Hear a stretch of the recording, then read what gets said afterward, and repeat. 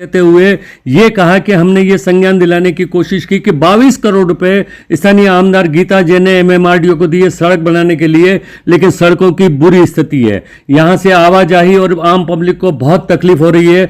उसे देखते हुए उन्होंने कहा कि ब्रिज बना हुआ है, काफी समय से ये पेंडिंग पड़ा है, आखिर क्यों इसको शुरू नहीं किया जा रहा है। उनका कहना था कि चुनावी मुद्दे में भुनाने के लिए इस ब्रिज को पेंडिंग रखा हुआ है और जनता को परेशानी हो रही है। सुखदेव बनबंसी अध्यक्ष जो आम आदमी पार्टी के हैं, उन्होंने वहां खड़े रह करके ये दिखाने की कोशिश की कि कितनी तकलीफ से वहां से ट्रैफिक और बसों का वहां से आवाजाही हो रही है। इस बात को देखते हुए उन्होंने कहा कि जल्द अगर इसे नहीं खोला गया तो खुद आम आदमी पार्टी 4 अगस्त को इस ब्रिज का उद्घाटन कर देगी। ये जनता के लिए खोला गया ब्रिज है और जनता के लिए बनाया गया है।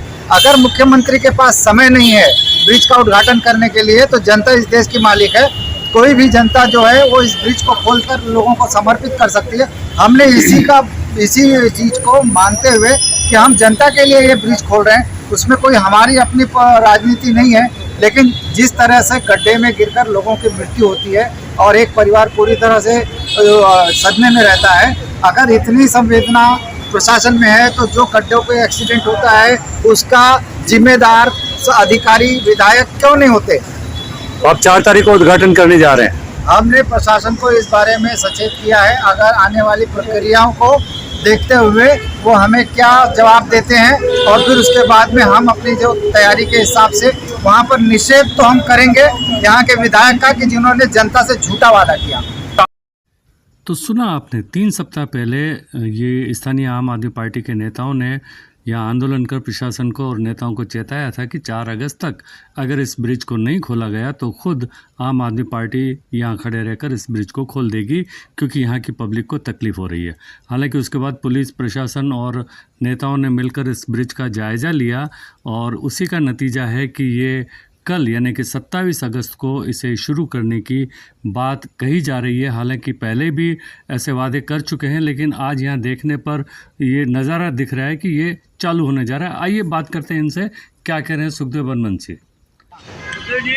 आपने 2 सप्ताह पहले जब ये ओपन नहीं हो रहा था, देरी हो रही थी, तो उसको लेकर के आपने एक ज्ञापन देने की कोशिश की और आपने ये भी कहा कि अगर इसे जल्दी नहीं खोला गया तो आम आदमी पार्टी इस ब्रिज को खोलेगी।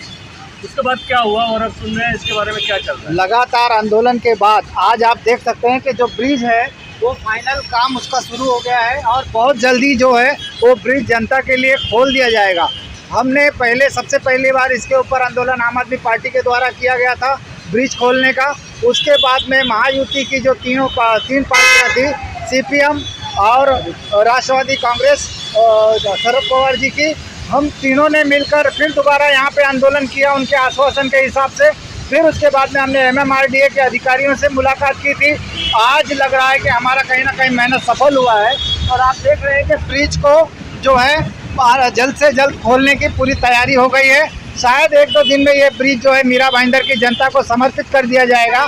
आने वाले समय पे इस सर्विस रोड पर जो भी समस्याएं हैं उसको भी आंदोलन के तौर पर हम पूरी करेंगे और सर्विस रोड जो दोनों बाजू ब्रिज के बनने वाला था उसका इम्प्लीमेंट करने के लिए नगर पालिका, चाहे एमएमआरडीए, चाहे जो भी अधिकारियों और जो भी इसके अंदर डिपार्टमेंट हो, उन सभी को फॉलो करके दोनों साइड में सर्विस रोड का इम्प्लीमेंट भी बहुत जल्दी कर दिया जाएगा। इसके लिए बहुत ही आंदोलन किए, जहां आपको बता सकते हैं कि जहां 22 करोड़ के ये रोड बनवाया गया था, जो सिर्फ गड्ढे ही बनवाए गए थे। गड्ढे में ऐसा लगता था स्विमिंग पूल बनाया गया है और गड्ढे में गाड़ी जाता था तो निकलना बहुत मुश्किल होता था। इसके लिए जब ये ब्रिज तैयार हो गया था तो हम लोगों ने इसको खोलने के लिए बहुत आंदोलन किए कि कम से कम उस गड्ढे से कुछ दूरी के गड्ढे से बच सके।